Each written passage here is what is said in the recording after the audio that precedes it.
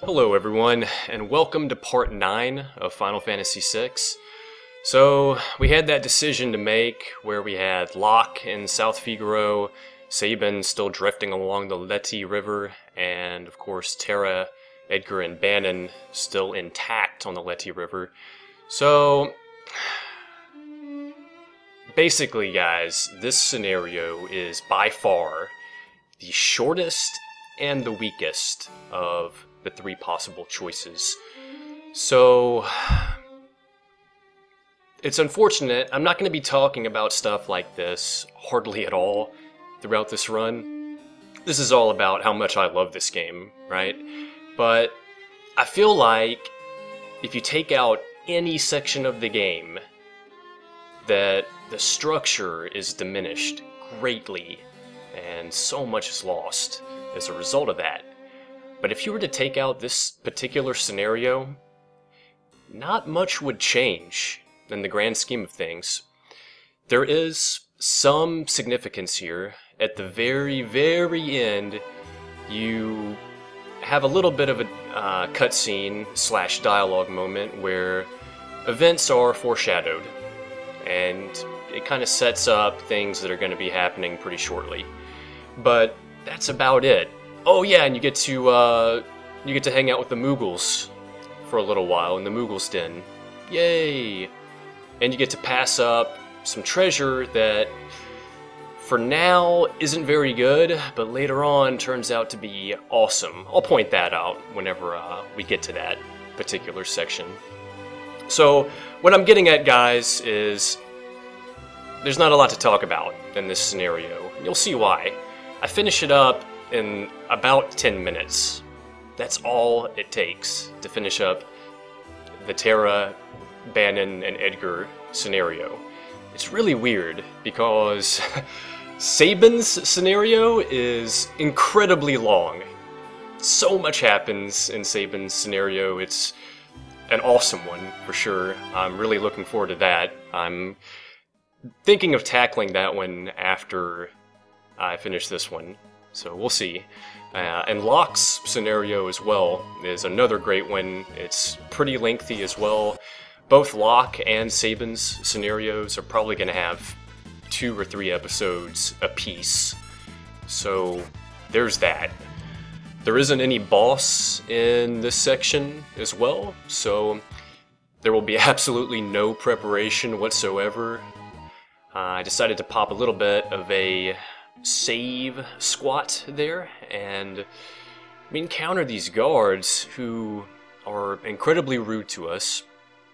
It's unfortunate that we can't kick their ass right now, but we might get an opportunity to get some payback later on. We just might. But for now, we have to take their crap and find another way into Narshe. So that way is pretty darn obvious at this point. It's that secret passage that we came out of. You know, that one whenever we were escaping from Narshe early game with Locke and Terra. But before we hit that up, I'm going to step inside this classroom to refresh my MP. Yes, delicious. But now it's time to hit up that secret passage. The enemies inside the first part of the cave are the exact same ones that we encountered early game. So, once again, absolutely nothing of value to note here. I think these things are going to hit me for like 2 damage or something like that. So, yeah, they're real threatening. Here in a little bit, we get to a new section of the cave, and I think there's like 1 roadblock on our way there. I'll point that out whenever we get there. Let's not talk about that just yet. So, with this scenario, I've already mentioned how it's going to end really quickly, but for Sabin's scenario, so I think I'm going to do that one next, alright? Oh yeah, and here's that little new section I was talking about. We can see Narshe from the side out here, and we can't get there just yet, so we're going to take a new section up here. We have a broken bridge, can't cross that, obviously. So here we go, man. Here comes the new section of the cave, and I think from this point on, we will be facing new-ish type enemies. Yeah, this first class here. Nothing threatening. We are getting hit for significantly more damage. Excuse me. But that's about it. They don't have any status ailments that I know of, at least. So it's definitely one of those sections that you can just breeze through. I just kind of check to make sure everyone's in the back row for this next section, which is what I actually wanted to talk about earlier, but I figured I'd wait for it to happen. So you see this sparkly thing traveling in this very specific direction. The idea here is to follow that exact path in order to advance through this particular room. If you don't follow the exact path, you will be blocked by a number of sparkly things. At which point you'll have an opportunity to select one of them. One of the, I guess you should call them wisps. I'm not really sure about that one, guys. But you have an opportunity to select one of them.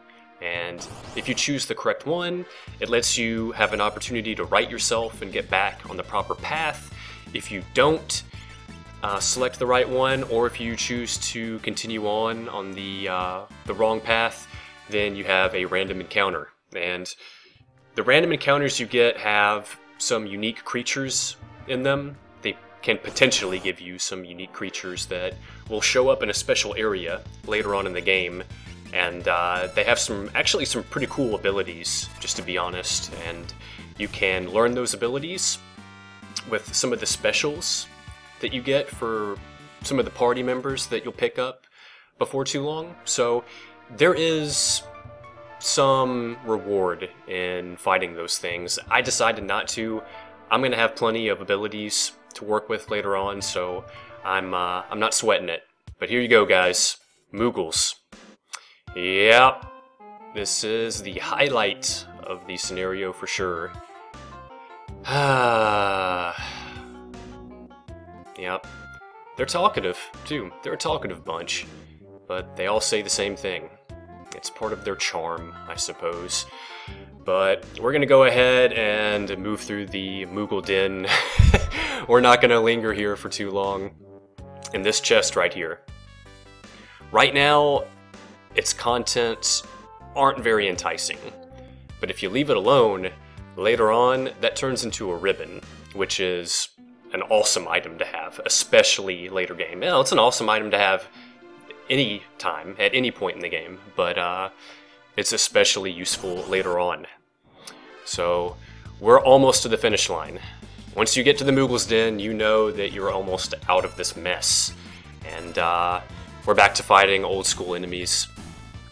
And we kind of already know where we're going to pop out here. We're going to come out exactly where that old man lives. You know, the one that helped us earlier on? The one that saved Terra and removed the slave crown? We're going to meet him again. We're going to find out his real name. And yeah, dude, things have been pretty messy in Narsh since we left. The Esper has been on the loose. People don't know what the hell's going on, and as you can imagine, there's been quite a bit of chaos. So, at this point, our presence in Narsh is appreciated, especially from the old man here. Perhaps Terra can offer something to Narsh. Maybe she can communicate with that Esper. That's pretty much what they're hoping for at this point, and we all knew it was going to happen eventually. You probably saw me pause for a moment to unequip the gear I had on Edgar and Terra. That's going to be happening a lot in between scenarios. I'm just simply trying to maximize all the cool stuff I have, which isn't a lot at this point, primarily just the white cape, the heavy shield, the Genji glove, which hasn't been equipped quite yet, but I'd like to make sure all those items are available for all the characters that I need to. So here's where I'm going to say my goodbyes, guys. Expect Sabin's scenario on the next one. There's going to be so much cool stuff happening in that one. I'm really looking forward to it. So until then, hope to see you on the next one.